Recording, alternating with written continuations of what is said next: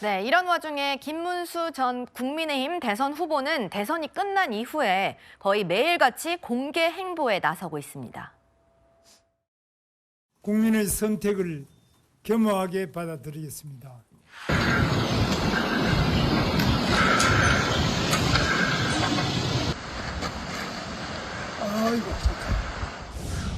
김문수 후보는 이제 평당원으로 돌아왔고요. 당대표 김문수 해라. 이거는 김문수 너 아주 쓰레기통에 살아라. 이거 하고 똑같은 소리예요.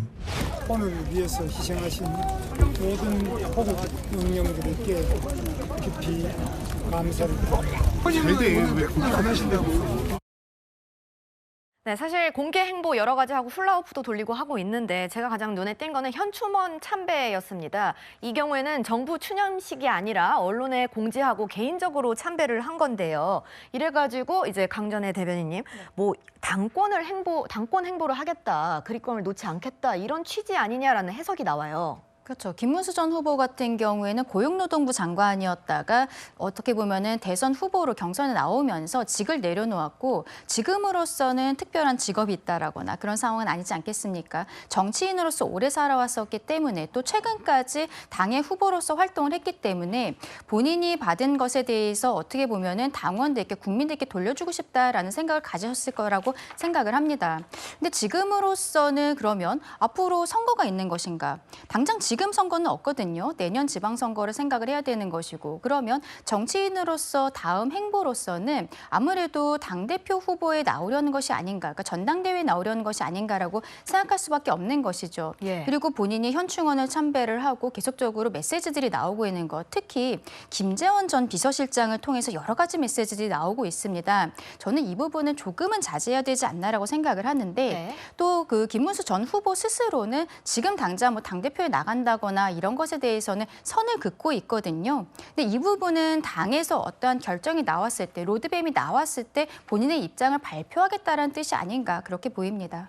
네, 김문수 전 장관 본인은 해단식에서 당 대표에 뭐 지원을 한다거나 하는 거는 쓰레기통에 들어가란 거다 이렇게 강한 표현을 쓰면서 선을 그었는데요, 장 변호사님. 근데 사실 이렇게 행보를 보면은 아직 미련이 남은 것 아닌가라는 해석도 나올 것 같아요. 맞습니다. 사실상 당권 채배를 한다고 보는 게 맞을 것 같다는 생각이 들고요. 사실 이번 대선에서 300만 표 가까이 패배하긴 했지만 41%라는 또 지지율을 확인했던 측면이 있어요. 그것을 정치인 김문수가 고스란히 그대로 흘려보내고 갈 것이냐.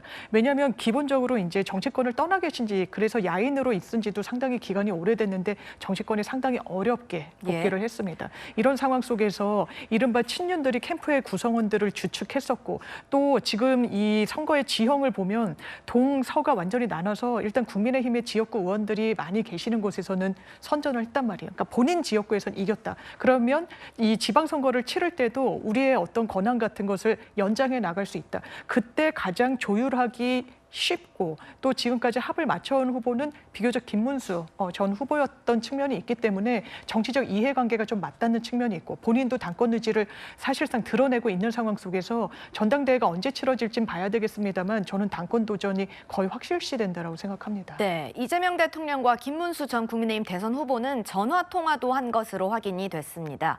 대선 기간 치열하게 경쟁을 했던 상대당 후보한테 대통령이 먼저 전화한 건 굉장히 이례적이다 이런 평가가 나오는데 박 부대변인께서는 이거를 우리가 어떻게 해석을 해야 된다고 보십니까?